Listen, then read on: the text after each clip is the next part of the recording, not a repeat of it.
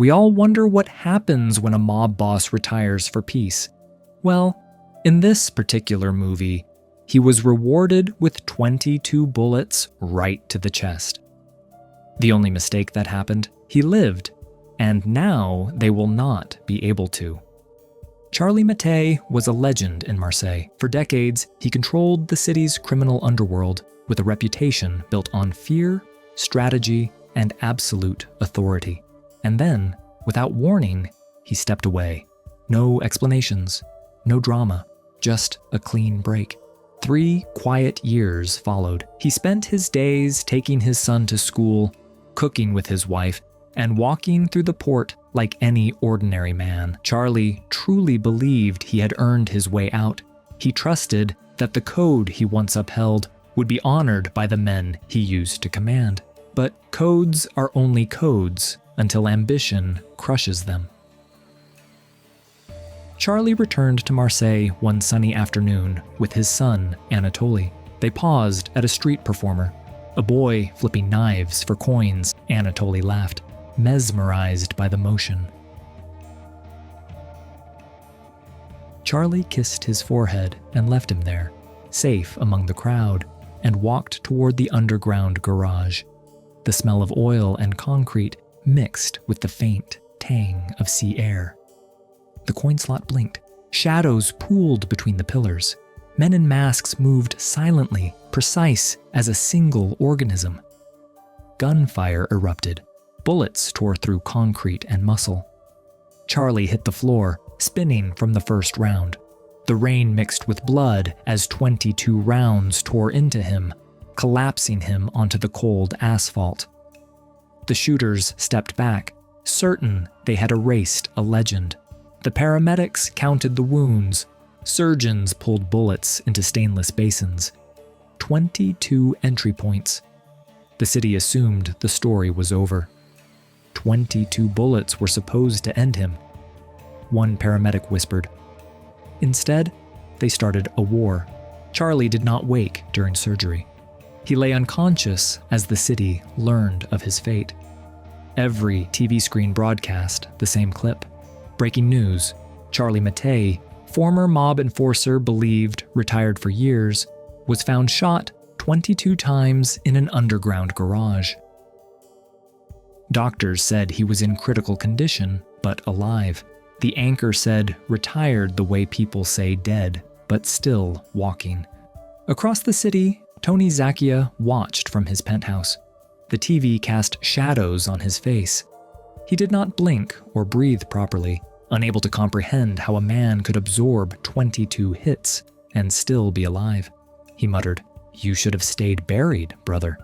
Elsewhere, Captain Marie Goldman, calm and precise, watched the same broadcast. She did not know Charly personally, but the name carried weight. Her phone buzzed. "Homicide wants us on this." She grabbed her coat before the second buzz. "Fine, I will take it." Back in the hospital, Charly's eyes twitched. A detective leaned over him. "You know who did this to you?" he asked quietly. Before retirement, Charly and Tony were just 2 boys surviving Marseille's streets. They learned early to stand back to back. Teenage Charly and Tony chased a man who had crossed their gang. Charly was the steady one, Tony the reckless fire. They cornered the man behind a warehouse, handled him, and walked away. Loyalty born out of necessity had started. Years later, on the docks at night, they formalized it. Palms pressed together, they swore an oath. "Whoever comes for you, comes for me." Charly became the strategist, Tony the muscle.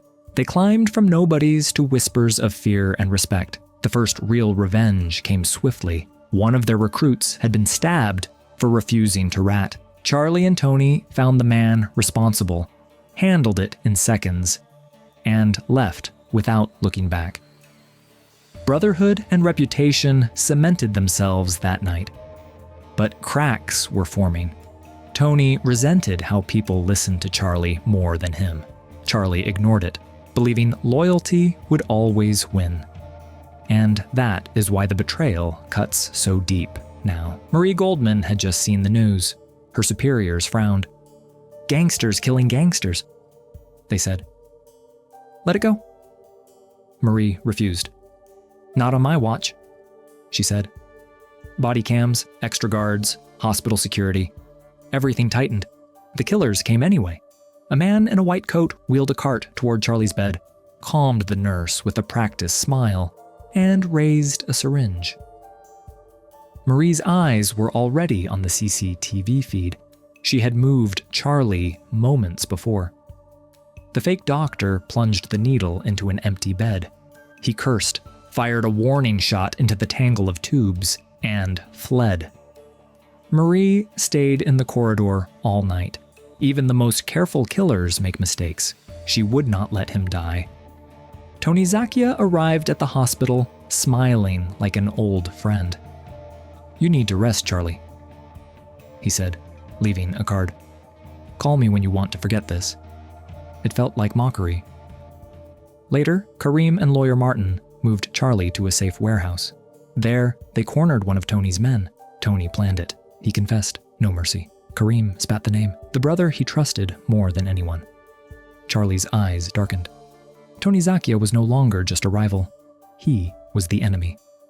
Karim vanished 2 nights after the confession. No calls, no witnesses. A video arrived on Charlie's phone. Karim bound to a chair, beaten, barely conscious. A gloved hand held a severed finger. Back off, or your family is next. Karim's body was found days later. No ceremony, just brutality. At the funeral, rain tapped umbrellas. Women cried. Martin shook. Charlie stood still, jaw locked, eyes dry. He made a quiet decision. Tony Zacchia was already dead. Charlie moved with precision. At a crowded party, a man with a gold watch laughed too loud. Outside, Charlie confronted him. One clean strike, a warning left in blood and silk. At a cemetery, another henchman tried to flee. Charlie cornered him, carved a mark into his cheek as a memory, and left him alive. He forced a lieutenant to hand over drug records, routes, shipments, contacts. Tony's empire was exposed. Charlie dismantled it piece by piece. Every move, every strike sent the message. The hunted had become the hunter. Charlie raced through narrow streets, weaving past cars and pedestrians. A sharp turn, a skid, and he slammed into a police cruiser. Officers swarmed. Marie stood over him, handcuffs ready. You are coming with me, she said. In the interrogation room, silence held weight. Marie did not lecture. Charlie did not protest. Her eyes said it all. She needed a thread into Tony's network. His actions had left a map she could follow. Without a word, an implicit deal formed. Charlie would continue his hunt. Marie would collect evidence legally. From his hidden cameras, Tony watched. Panic flickered in his eyes. Someone was feeding the police. His empire was no longer blind. Tony escalated. Anatoly and Ava were taken. A battered Ava was left outside a clinic. Blood streaked across her cheek. Anatoly will be killed if you do not surrender, she whispered. Charlie did not hesitate. He jumped into Marie's car. Broadcast my arrest. Make them think I am off the streets. Anatoly comes first. Marie nodded. The fake news ran live. Tony watched, furious, unable to comprehend the ruse. Charlie spotted the van carrying Anatoly, engine growling. He jumped onto his motorcycle and gave chase through narrow streets. Tires squealed, cars swerved, bullets rattled past him. The van stopped in a back alley. Charlie leapt from the bike, fists and feet flying. He fought the men, dragging Anatoly toward a trunk. Broken arms, slammed faces, a brutal close-quarters brawl. Finally, he grabbed his son, slung him onto the bike, and tore away. Shaking, bruised but alive, Anatoly clutched his father. Charlie did not speak. He drove hard, every second a promise. His son was safe, and the hunt was not over. Charlie stormed Tony's hideout, guns raised, breaths sharp. Tony smirked. confident he had the upper hand. "You should have stayed dead," he hissed. Charly moved faster, exploiting a moment's hesitation. In seconds, Tony was disarmed, thrown to the floor, bruised and gasping. Sirens wailed. Marie and her squad poured in, arrest warrants in hand, built from the intel Charly had fed her. Tony went down in cuffs, furious and defeated. Charly was questioned, but released. No direct evidence tied him to the killings.